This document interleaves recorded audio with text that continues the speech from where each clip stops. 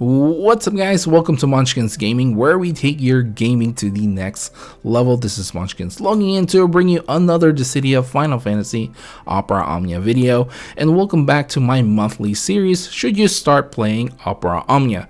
This time around for the month of November in the year 2021. So if you are new to this monthly series, basically I try to summarize everything that has happened in the community live stream with all the different events coming to this specific month. And I would be also featuring the possible banners that are coming with the events, and they are all subject to change. Also, make sure to leave a like and subscribe if you haven't already. It does help this channel, guys, and I do really appreciate it. You can go ahead, check out my other videos. I make a lot of video guides for the hardest contents in the game for Dissidia Opera Omnia. With that in mind, let's start this video. Alright guys, so starting off towards the end of October all the way to November 10th, we get the Halloween campaign, which we get a couple of little things that we kind of been getting par for the course, really. We do get 3 more first multi-draws on selected banners, new status badges, and among others. However, the biggest thing in October 27th is basically what I mentioned in my previous video, which is a banner that's coming out with a Zax LD. Now, this is the banner that was featured in the Japanese version of the game. Of course, they can change the partners for Zax LD. That's really subject to change, as we all know by now. But in the JP version, you had a chance to get Ace's Burst, and alongside it, Ash's LD if you missed out on that particular weapon. Now, moving on, again in the same day, we have a raid boss beatback challenge. Now this will be featuring Vayne's LD and BT, and alongside him is also going to be featuring in another banner Cloud of Darkness LD and BT. Now both of these characters will be getting their BT plus as well as reworks.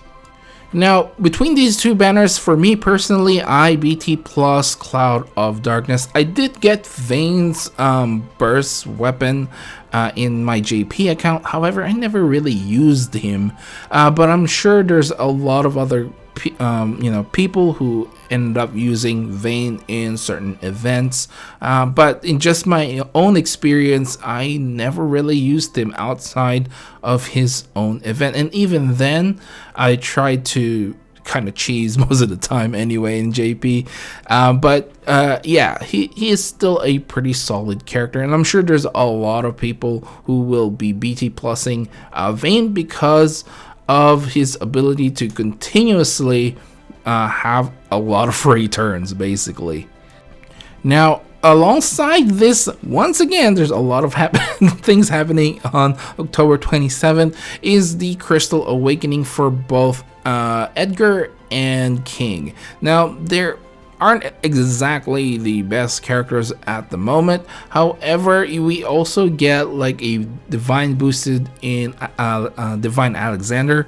Basically, you get half SP cost for the trials, and you get some boosted characters alongside it, which are the 6 featured characters in the banner, and I do believe they will be permanent.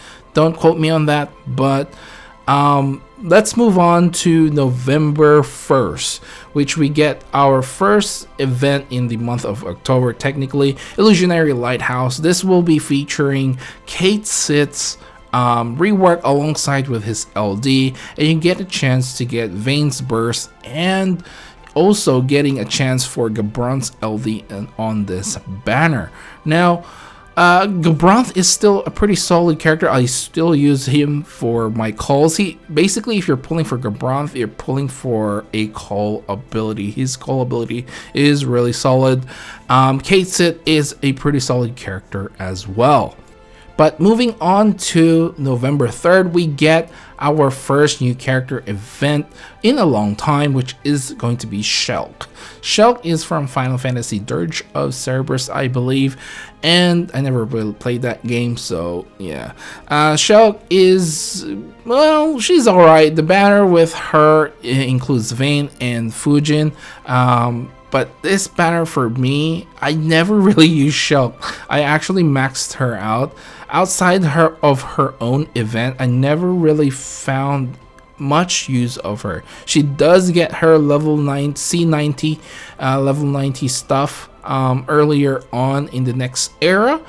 That's all I really have to say, and outside of that, I think I did use her on that event as well, but outside of that, I'm just having a hard time trying to fit her into other events. And like I said, I'm sure there's other people who managed to do that without any problems.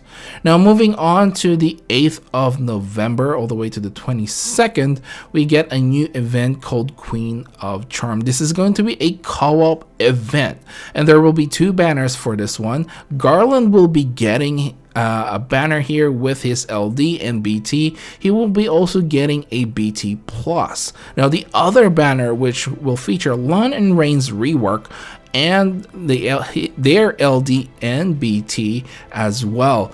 Now, for me personally, I would probably be pulling on Lon and Rain's banner. I don't have Sabin's LD, which you can get here as well, by the way. And I feel like I used them quite a lot in the JP version, but I never really BT plus them. I kept thinking of doing it, but I kept on just pushing it back, and until later I kind of regret not doing it. So I think I will be pulling on that banner. Now, moving on to the next event is a new type of event, which is going to be called intersecting wills. Now, this is kind of like a lost chapter type of event, and in this event, the first one we'll be getting is Garnet's, with her banner being featuring her LD and of course her high armor as well. You can still get Lion Rain's burst weapon here, and Camelot's LD is also featured in this banner. Now, for me, Garnet, I ended up pulling for this banner.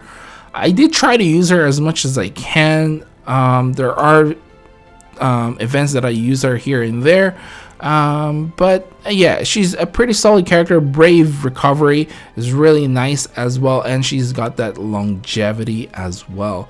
And I don't really have anything bad to say with Garnet. Now, the last event that we know of is going to be a boss rush quest, the Abandoned Laboratory, which will be featuring Auron's rework, and the banner for this one will be featuring his LD weapon. And alongside the banner, of course, Lon and Rain's burst, and we've got Seven's LD. Not really the best banner, however, Auron is a beast. He turns into a beast with the rework and with his LD, and I'm pretty sure there's a lot of people who ended up using him quite a lot.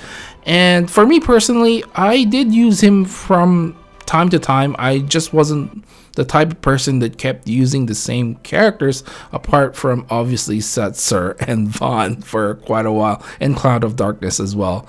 But yeah, I'm pretty sure Auron became such a beast that a lot of people ended up using him in a lot of the events, and I can't blame them. And yeah, and that's basically it, guys. That is basically all the information that we've got from the community live stream, and I hope you guys have enjoyed this video. Remember to click like once again and subscribe if you haven't already. It does help the channel, and I really do appreciate it if you share this video as well to other Dffoo players who maybe, if they just want a quick summary of the community live stream, hopefully this helps them out, with especially me featuring all the banners, possible banners I should say, for these events. So leave down in the comments below which banner you're most excited for. Let me know down there. For me personally, there's nothing really that kind of stands out for me. Probably the twins, if not Laurent, or I have a special place in my heart for Garnet as well, with the intertwined wheels, or intersecting wheels as they call it in the global version. But probably between those three banners. So, but let me know your favorite banner and which one you're pulling for, of course.